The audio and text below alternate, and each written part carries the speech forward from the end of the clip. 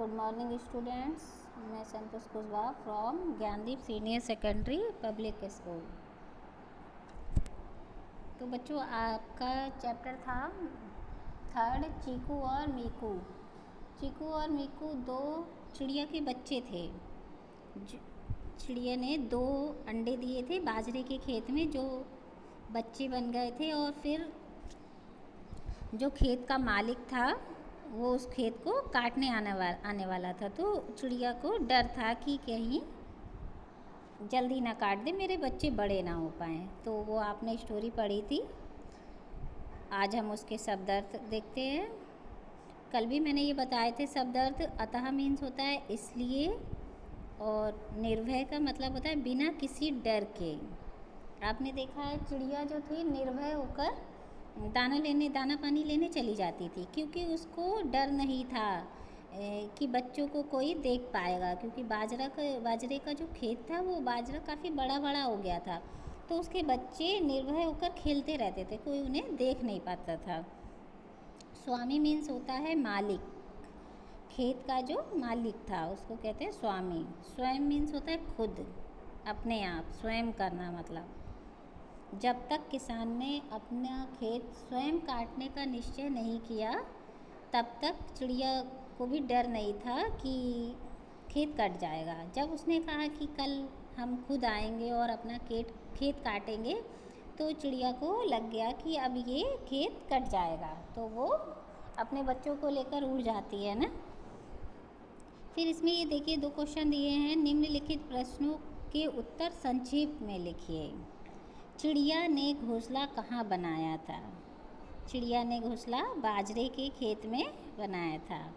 खेत में कौन कौन आए?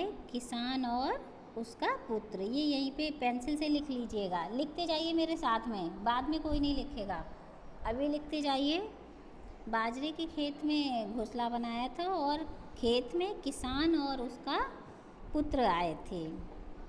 ठीक है, इस तरीके से आप इसको बुक में कर लीजिए। और शब्दार्थ जो है वो आपने नोटबुक में कर लिए होंगे। मैंने कल आपको बताया था कि आप शब्दार्थ नोटबुक में करेंगे। फिर उसके आगे जो नीचे क्वेश्चन आंसर दिए हुए हैं, उसके नीचे ये क्वेश्चन आंसर दिए हैं। निम्नलिखित प्रश्नों के उत्तर संक्षेप में लिखिए। अब ये देखिए, आप पेंसिल ले लीजिए और इसके जो उत्तर हैं आप इसी बुक पे लिखते जाइए। फिर इनको नोटबुक में करना है, ठीक है। सबसे फर्स्ट क्वेश्चन है हमारा, चिड़िया निर्भय होकर क्यों उड़ जाती थी? निर्भय अभी मैंने बताया ना, बिना डर के क्यों उड़ जाती थी। तो इसका आंसर लिखेंगे हम, बाजरे के बड़े पौधों में आप लिखते जाइए, साथ में मैं बोलती जा रही हूँ अगर दिखाई नहीं दे रहा है तो। बाजरे के बड़े पौधों में चिड़िया के बच्चों को कोई देख नहीं सकता था। बाजरे के बड़े पौधों में चिड़िया के बच्चों को कोई देख नहीं सकता था, इसलिए चिड़िया निर्भय होकर दाना पानी लेने उड़ जाती थी। ठीक है, अगर आपको दिखाई नहीं दे रहा तो सुनाई ज़रूर दे रहा होगा, आप इसको लिख लीजिए, ठीक है। फिर सेकंड क्वेश्चन है हमारा, किसान ने किस किस से फसल काटने की बात कही? किसान ने किस किस से फसल काटने की बात कही? अपने पड़ोसी के मज़दूरों और भाइयों से। किस किस से कही थी? अपने पड़ोसी के मज़दूरों और भाइयों से। ठीक है, इसका भी आंसर आप यहीं लिख लेंगे, अपने पड़ोसियों के मज़दूरों और भाइयों से। विराम लगा दीजिए। फिर हमारा थर्ड एंड लास्ट क्वेश्चन है, बच्चों अब हमें यह खेत छोड़ देना चाहिए। चिड़िया ने ऐसा क्यों कहा? अब इसका आंसर लिखिए, क्योंकि इस बार खेत का मालिक स्वयं मीन्स अपने आप, मैंने समझाया था ना, स्वयं फसल काटने के लिए आने वाला था। एक बार और रिवाइज कर रही हूँ, क्योंकि इस बार खेत का मालिक स्वयं फसल काटने के लिए आने वाला था। ठीक है, ये तो आपके 3 क्वेश्चन आंसर हो गए, जिनको आप बुक में भी फिल करेंगे और नोटबुक में भी करेंगे। ठीक है, फिर हमारी थर्ड एक्सरसाइज है, सही उत्तर के आगे टिक लगाइए। यानी कि 4 ऑप्शंस दिए हुए हैं, हमें राइट के आगे क्या करना है, कॉलम बनाना, उसमें टिक लगाना है। ठीक है, तो फर्स्ट है हमारा, चिड़िया ने घोंसले में कितने अंडे दिए।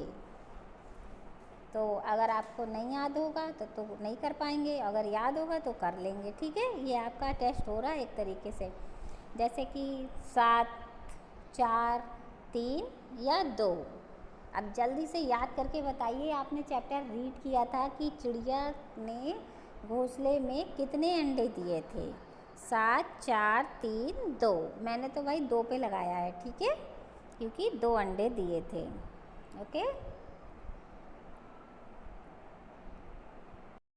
हाँ, तो आपने लगा लिया। फिर हमारे देखिए सेकंड नंबर का है, चिड़िया चीकू और मीकू के लिए क्या लेने गई। अब चिड़िया क्या लेने जाएगी, रोटी पानी, फल फूल, दाना रोटी या दाना पानी। ठीक है, रोटी तो वो बच्चों को खिलाएगी नहीं, ना फल फूल खिलाएगी।